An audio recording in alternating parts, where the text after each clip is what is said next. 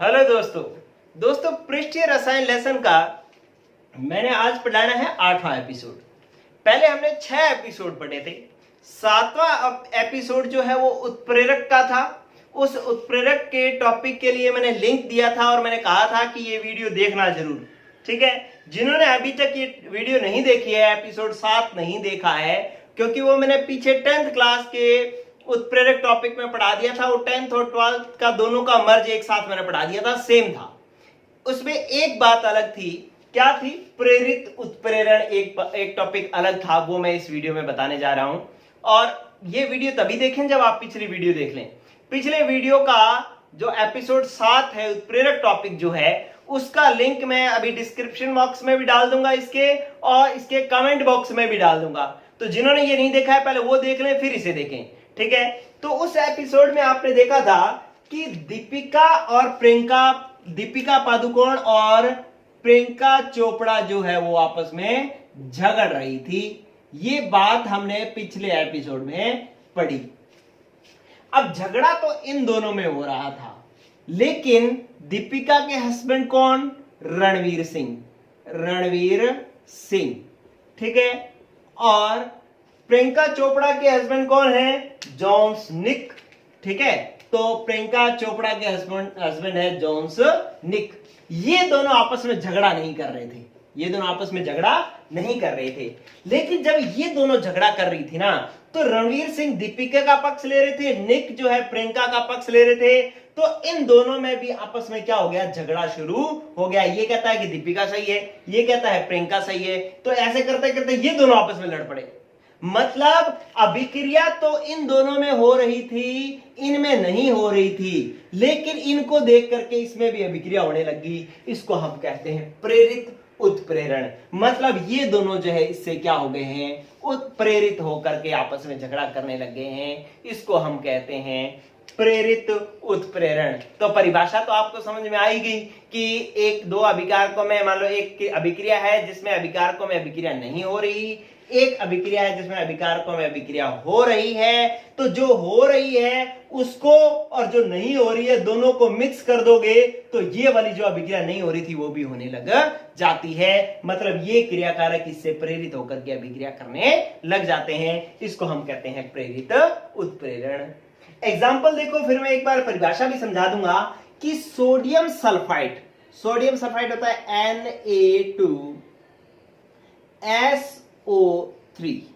इसका मैं ऑक्सीकरण करवाऊं तो ये बन जाता है Na2SO4। मतलब ये अभिक्रिया हो जाती है।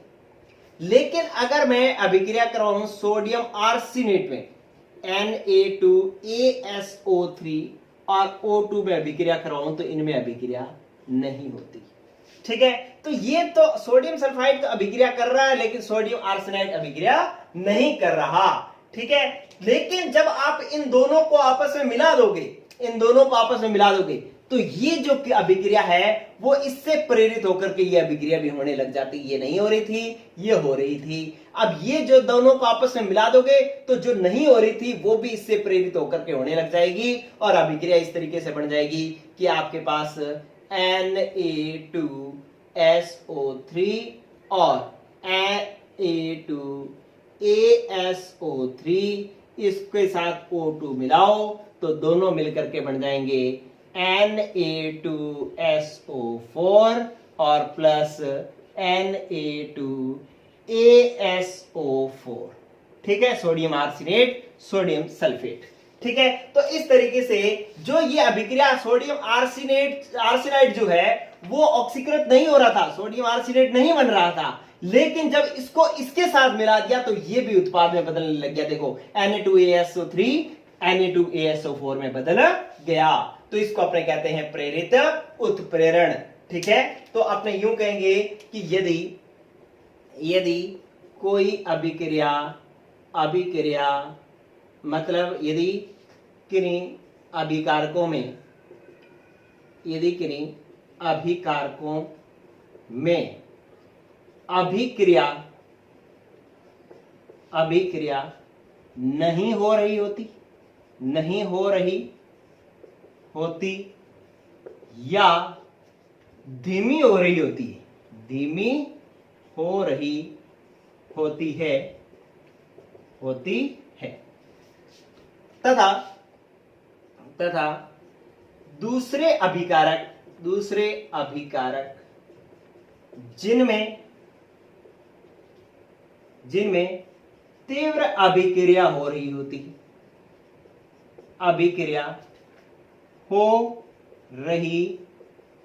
है, के साथ मिला दिया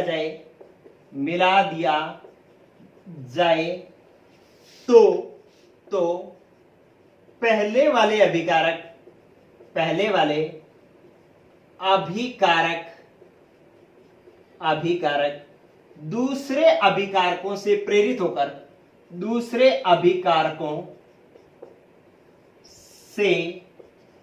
प्रेरित होकर अभिक्रिया करने लगते हैं, अभिक्रिया करने लगते हैं।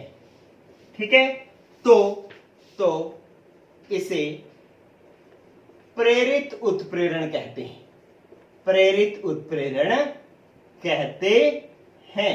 ये लो दोस्तों, ये बन गई इसकी परिभाषा थोड़ी लंबी बन गई है, लेकिन आपको अगर इसको याद करने की कोशिश करोगे तो नहीं होगा। ठीक है, अब मैंने पहले अभिकारक किसको माना, इसको, दूसरे किसको माना, इसको। क्या कहा है कि यदि किन्हीं दो अभिकारकों में अभिक्रिया नहीं हो रही होती या धीमी हो रही होती है उन्हें, और इसके साथ क्या ले लिया, दूसरे अभिकारक जिनमें अभिक्रिया तीव्रता से हो रही होती है, पहले वालों को दूसरे वालों के साथ मिला दिया जाए तो पहले वाले दूसरे वालों से प्रेरित होकर के अभिक्रिया करने लगते हैं, इसको हम प्रेरित उत्प्रेरण कहते हैं। ठीक है, एग्जाम्पल मैंने आपके सामने लिख दिया है, तो आपके पास प्रेरित उत्प्रेरण जो 12th बोर्ड के लिए मोस्ट इंपोर्टेंट है, इसकी परिभाषा और एग्जाम्पल ये आप याद कर लें। ये मैंने याद करने का तरीका बता दिया है। इन चीजों को, ये चीजें अगर दिमाग में आ जाती है तो परिभाषा याद करना आसान हो जाता है और ये एग्जाम्पल्स भी याद आसानी से आ जाता है। ठीक है बच्चों, तो ये प्रेरित उत्प्रेरण हो गया कंप्लीट। अभी उत्प्रेरक टॉपिक चल रहा है। मैंने कहा बताया था पृष्ठीय रसायन जो लेसन है वो एक अधिशोषण पार्ट है, फिर उत्प्रेरक है, उसमें उत्प्रेरक एंजाइम है और फिर आता है कोलाइड। तो उत्प्रेरक अभी चल रहा है। उत्प्रेरक का भी हमने एक और टॉपिक करवाना है जिसका नाम है अपने पास कि विस्मांगी उत्प्रेरण में अधिशोषण का सिद्धांत, और एक मैंने पढ़ाना है एंजाइम, एक मैंने पढ़ाना है जियोलाइट। ठीक है, तो अभी ये चैप्टर काफी लेंथी चैप्टर है, लंबा चैप्टर है, तो इसको टाइम लगेगा पूरा होने में। ठीक है बच्चों, आप थोड़े थोड़े एपिसोड्स पूरे करते रहें और पीछे वाला उत्प्रेरक वाला टॉपिक आप जरूर देखें। Okay, good luck, bye.